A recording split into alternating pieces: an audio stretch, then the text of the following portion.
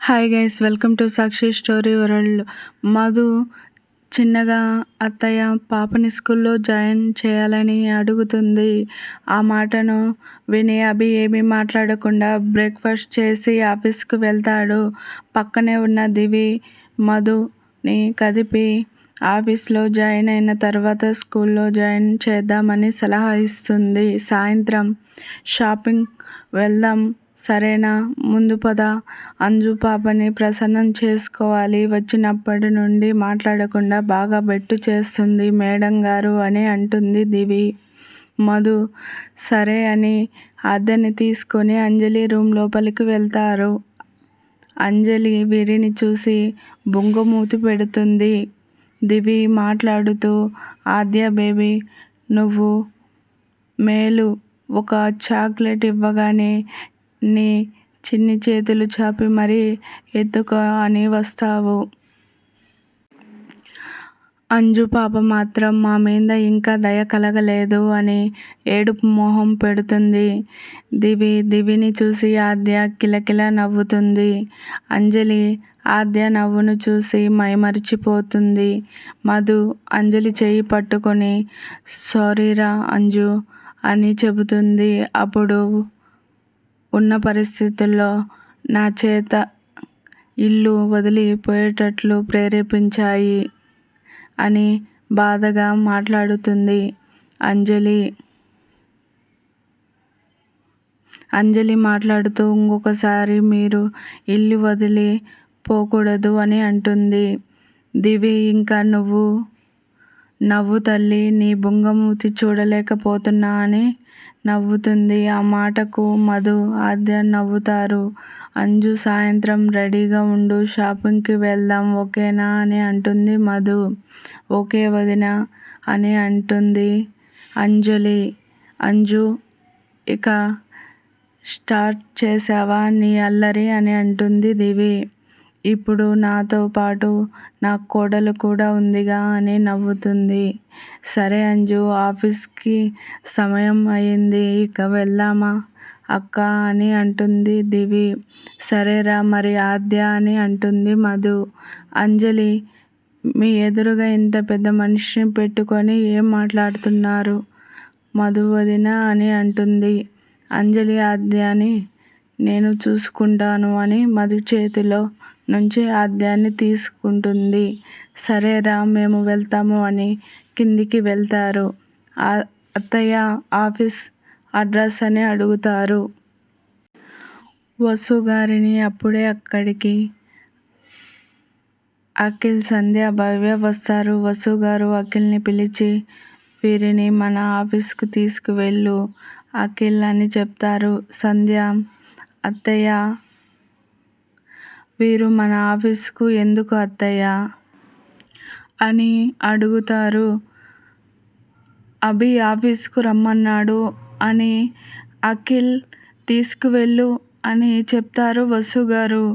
అత్తయ్య వారిని వేరే కారులో రమ్మను, మేము అఖిల్ బావ కారులో వెళ్తామని చెప్తారు సంధ్య, భవ్య. ఆ మాటను విన్న దివి ఏదో అనబోయేలోపే మధు చెయ్యి పట్టుకొని సరే మీరు వెళ్ళండి అని చెప్తుంది. మధు, సంధ్య, భవ్య పొగరుగా దివి మధు వైపు చూస్తూ వెళ్తారు. అఖిల్ మధు వైపు చూస్తాడు. పర్వాలేదు అఖిల్, మేము ఇంకో కారులో వస్తాం అని చెబుతుంది మధు. సరే అని అఖిల్ అక్కడి నుండి వెళ్తాడు. మధు, దివిని వాసు గారు బ్రేక్ఫాస్ట్ చేసి వెళ్ళండి అని చెబుతారు. అత్తయ్య లేట్ అవుతుంది, క్యాంటీన్లో తింటాంలే అత్తయ్య అని చెబుతుంది మధు. సరే అత్తయ్య వెళ్తాము అని బయటకు వెళ్తారు. డ్రైవర్ కారుని చూస్తుంటాడు. ఏమైంది బాబాయ్ అని అడుగుతుంది మధు. కార్ టైర్ పంచర్ అయింది మేడం అంటాడు డ్రైవర్. బాబాయ్ మీ కూతురు లాంటి వాళ్ళం, పేరు పెట్టి పిలవండి బాబాయ్ అని అంటుంది మధు. సరే తల్లి అంటాడు డ్రైవర్. బాబాయ్ కనీసం ఆఫీస్ అడ్రస్ చెబుతారా అని అడుగుతుంది మధు. డ్రైవర్ అడ్రస్ చెబుతాడు. సరే బాబాయ్ వెళ్తాము అంటుంది మధు. కొంత దూరం నడుచుకుంటూ వెళ్తారు. అక్కడ ఒక ఆటో కనిపిస్తుంది. ఆటో అని పిలిచి ఇద్దరు ఎక్కుతారు. ఆటో డ్రైవర్కి అడ్రస్ చెప్పి డ్రైవర్ వారు చెప్పిన అడ్రస్లో దింపుతాడు. డ్రైవర్కి మనీ ఇచ్చి దివి వెళ్దామా అని అడుగుతుంది మధు. సరే అక్క అని ఆ ఇద్దరు లోపలికి వెళ్తారు. మధుని చూసి స్టాఫ్ అంతా ఒక అద్భుతం చూసినట్టు చూస్తారు. జెంట్స్ అయితే రెప్ప కొట్టకుండా చూస్తుంటారు. స్టాఫ్లో ఒకతను ఆ అమ్మాయిని చూడరా ఎంత అందంగా ఉందో, పెళ్ళంటూ చేసుకుంటే అలాంటి అమ్మాయినే చేసుకోవాలి అని అంటాడు. ఇంకొకతను న్యూ జాయినింగ్ ఏమో అని అంటాడు. అలా అయితే ఇంకా మంచిది, అమ్మాయిని ప్రేమలో దించడానికి నాకు ఛాన్స్ ఉంది అనుకుంటాడు. దివి మధు ఆఫీసులో ఎంటర్ అవుతున్నప్పుడు చూసిన అభి వారి కోసం వికాస్ని పంపిస్తాడు. హాయ్ రా మధు దివి అని పిలుస్తాడు. మధు అన్నయ్య అభి గారు ఆఫీస్లో జాయిన్ అవ్వమన్నారు అని చెబుతుంది. సరే క్యాబిన్కు పదండి అని అభి క్యాబిన్కి వెళ్తారు. అభి సీరియస్గా వర్క్ చేస్తూ ఉంటాడు. మధు అభిని పిలుస్తుంది. అభి మధు కళ్ళల్లోకి చూసి ఇవి డిజైన్సా, వీటిని చెక్ చేసి చూపించి వీటిని ఇద్దరిలో ఎవరు వేశారు అని అడుగుతాడు. వాటిని చూసి మధు దివి ఒకరినొకరు చూసుకుంటారు. మధుకి విషయం అర్థమవుతుంది. దివిని కోపంగా చూస్తుంది. ఎందుకంటే మేనేజర్కి డిజైన్స్ వద్దని మెయిన్ ఆఫీస్కు పంపాలి అని ఐడియా ఇచ్చింది దివి. మధుని చూసి చిన్నగా నవ్వుతుంది దివి. అభి మధుని గమనించి మిస్ మధు, దివి ఆన్సర్ ఇవ్వండి అని గట్టిగా అడుగుతాడు. మధు వణుకుతూనే నేనే అని అంటుంది. ఇది ఆఫీస్ గుర్తు పెట్టుకోండి అని వికాస్ వీళ్ళు వర్క్ చేసే ప్లేస్ను చూపించు అని చెప్తాడు అభి. మధు రాక్షసుడు ఎలా శాడిజం చూపిస్తున్నాడో చూడు అని అనుకుంటుంది. అభి నా శాడిజం ఇప్పుడేమి చూసావు, ముందు ముందు చూస్తావులే అని అంటాడు. మధు ఏడుపు మొహం పెట్టుకొని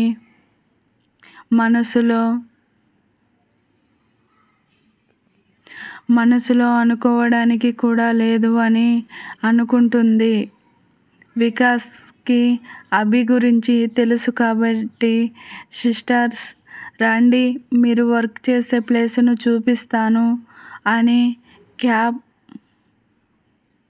క్యాబిన్ నుండి బయటకు తీసుకువెళ్తాడు. బయటకు వచ్చిన మధు దివి ఇద్దరు ఒకేసారి అన్నయ్య అని ఏడుపు మొహం పెడతారు. నేను ఏమి చేయలేనురా, పని రాక్షసుడు, జాగ్రత్త అని చెబుతాడు వికాస్. దివి చిన్నగా అక్క ఆకలి అంటుంది. మధు అన్నయ్య ఇక్కడ క్యాంటీన్ అని అంటుంది. వారు ఏమీ తినలేదని అర్థం అవుతుంది. పాపం అని క్యాంటీన్కు తీసుకువెళ్ళి మీరు ఇక్కడ కూర్చోండి అని ఇద్దరి కోసం ఇడ్లీ, వడ, దోశ తీసుకొని వస్తాడు. వాటిని గబగబా తింటుంటారు. వారిని అలా చూసి వికాస్ కళ్ళల్లో నీళ్లు వస్తాయి. ఒంటరి ఆడపిల్లలు దేశం కాని దేశంలో ఎన్ని బాధలు పడ్డారో అనుకొని బాధగా ఇంకా ఏమన్నా తీసుకొని రానా అని అడుగుతాడు వికాస్. మధు, దివి వద్దు అన్నయ్య అని అంటారు. సరేరా, కాఫీ తాగుదాం, మీకు ఓకే కదా అని ముగ్గురు కోసం కాఫీ తెస్తాడు. అప్పుడే అక్కడికి వచ్చిన స్టాఫ్లో ఒకడు మధుని చూసి, ఏముందిరా చీర కట్టుకొని, ఇలాంటి అందాల రాశిని ఒక్కసారి అయినా అనుకొని గుండెల మీద రుద్దుకుంటాడు. అప్పుడే వికాస్కు ఫోన్ వస్తే మధు దివికి 5 minutes రా అని పక్కకు వెళ్తాడు. అప్పుడే వాడికేనా కంపెనీ ఇచ్చేది, మాకు ఇవ్వొచ్చుగా అని నీచంగా మాట్లాడుతాడు. దివి చెయ్యి ఎత్తబోతుంటే మధు చెయ్యి పట్టుకొని పద వెళ్దాం అంటుంది. అక్క వాడు అని అంటుంటే పదరా వెళ్ళిపోదామని వాళ్ళని చూస్తుంది. మధు దీన్ని ఎలా అయినా ఈరోజు టచ్ చేయాలి అని మధు కాళ్ళకు వాడి కాళ్ళను అడ్డు పెడతాడు. ఎంతో ఆశగా మధు నడుం పట్టుకోవచ్చు అని అనుకుంటాడు. మధు కాళ్ళకు ఏదో తగిలినట్టుగా కింద పడబోతుంది. అప్పుడే అక్కడికి మెరుపు వేగంతో వస్తాడు అభి. మధుని కింద పడకుండా మధు నడుం చుట్టూ చెయ్యి వేస్తాడు. మధుకి అభి చేతి స్పర్శకి గుండె జల్లుమంటుంది. మధుని నిలబెట్టి కోపంగా మీరు వెళ్ళండి అని చెబుతాడు. మధు, దివి సైలెంట్గా అక్కడ నుంచి వెళ్తారు. అభి వాడి గొంతు పట్టుకొని, నీకు ఎంత ధైర్యం ఉంటే నా భార్యని టచ్ చేయాలని చూస్తావు అని అంటాడు. అభి మాట విన్నవాడికి ఒళ్ళంతా చెమటలు పడతాయి. అప్పుడే వచ్చిన వికాస్ అభిని అలా చూసి కంగారుగా వాడిని విడిపిస్తాడు. ఏమైంది అభి అని అడుగుతాడు. వికాస్ వెంటనే వికాస్ని ఒకటి పీకుతాడు. బావా అని అంటాడు. ఆడపిల్లలను తినటానికి తీసుకువచ్చావు, బాగానే ఉంది, వాళ్ళు ఉన్నంతసేపు ఉండాలని తెలియదా నీకు అని గట్టిగా అరుస్తాడు. అక్కడ ఏదో జరిగింది అని అర్థం అయిపోయిన వికాస్ సీరియస్గా ఏమి జరిగింది అభి అంటాడు. అభి జరిగింది మొత్తం చెబుతాడు. వికాస్ వాడి కాలర్ పట్టుకొని, నీకు ఎంత ధైర్యం నా చెల్లెళ్ళను చెడు ఉద్దేశంతో చూస్తావు అని ఇంకా 4 తగిలిస్తాడు. వాడు కాళ్ళు పట్టుకుంటాడు. అభి వికాస్తో వాడిని జాబ్ నుంచి తీసివేయి, వాడికి ఎక్కడ జాబ్ రాకూడదు అని కోపంగా వెళ్తాడు. అభి, మధు, దివి తమ వర్క్ తాము చేసుకుంటూ ఉంటారు. అభి అందరినీ గమనిస్తాడు. జెంట్స్ స్టాఫ్ మధుని, దివిని చూస్తూ ఉంటారు. ఫోన్ తీసుకొని అఖిల్కు ఫోన్ చేస్తాడు. దివిని నీ క్యాబిన్లో వర్క్ నేర్పించు అని చెప్తాడు. సరే అన్నయ్య అని ఫ్యూన్ని పిలిచి, దివి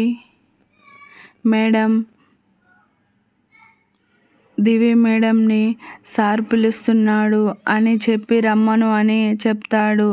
దివి దగ్గరికి ప్యూన్ వచ్చి, అఖిల్ సార్ పిలిచారు మేడం అని చెప్తాడు. సరే అంటుంది దివి.